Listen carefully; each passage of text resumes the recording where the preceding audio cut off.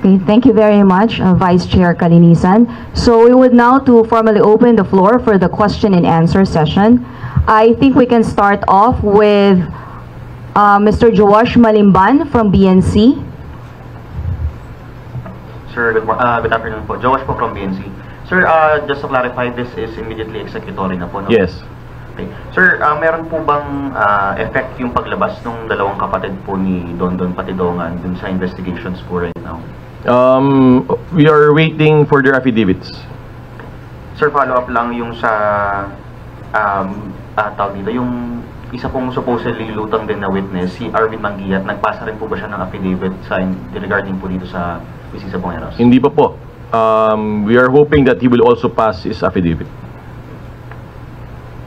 So kasabay po ng preventive suspension ay hindi po rin sila tumatanggap ng kanilang sweldo.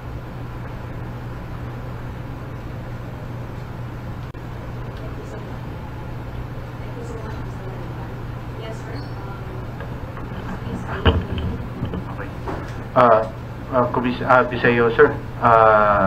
Alan Gatos from GMA DCWP. Na-receive na po ba yan ni GPNP yung kopya ng unbank resolution ng Applecom regarding sa preventive suspension sa 12 opisyal? I was informed that this was served this morning. So, na-serve na? Yes.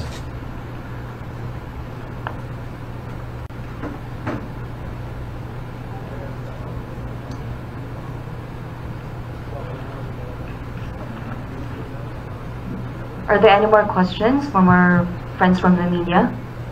You can raise them now. Just please raise your hand for you to be acknowledged. As regards dun sa order from the summary hearing officers for them to answer, so they received the service of summons with notice of pre-hearing conference noong August 1. So yung mga respondent na police nakatanggap ng order for them to answer. And they're supposed to have a pre-hearing conference on August 14. At merong 7 days sila from August 1 to submit their respective answers. Pre-hearing conference.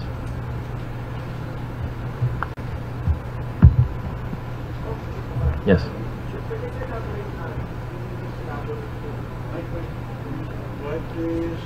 Commissioner, can you just elaborate yung sinabi niyo po na hindi siya penalty, pero this is just part of the investigation for the influencer? Can you elaborate? Yes. So, ulitin po natin, hindi po penalty ang preventive suspension.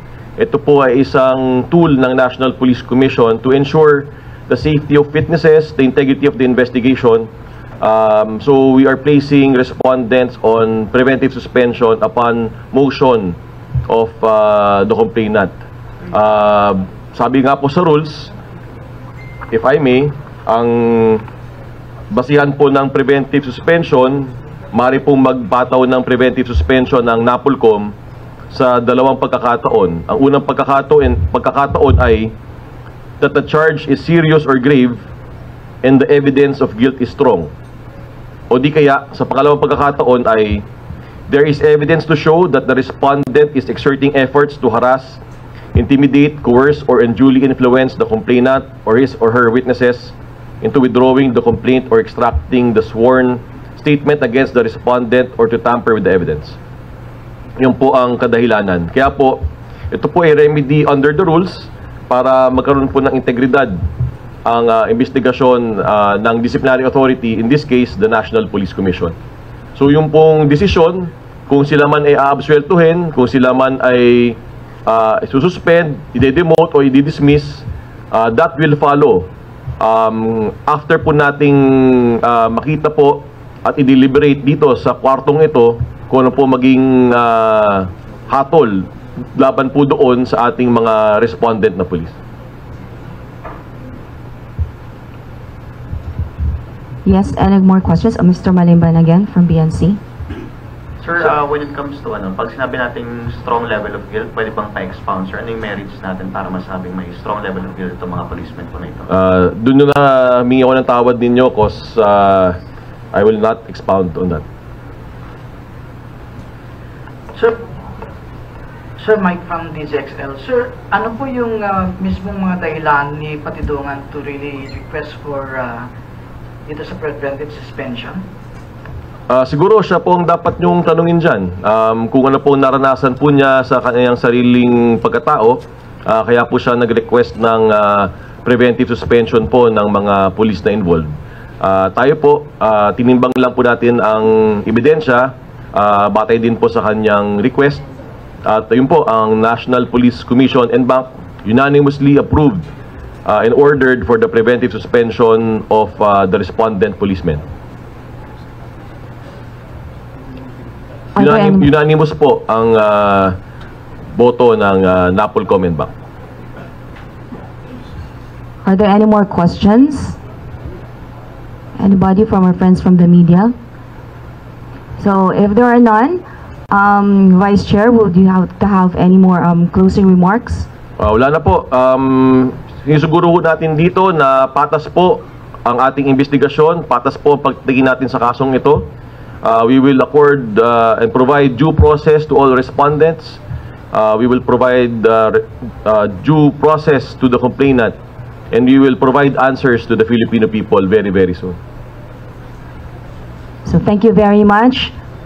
There go, ladies and gentlemen, our Vice Chairman and Executive Officer, Rafael Vicente R. Calinisan. So thank you to everyone here who joined us today.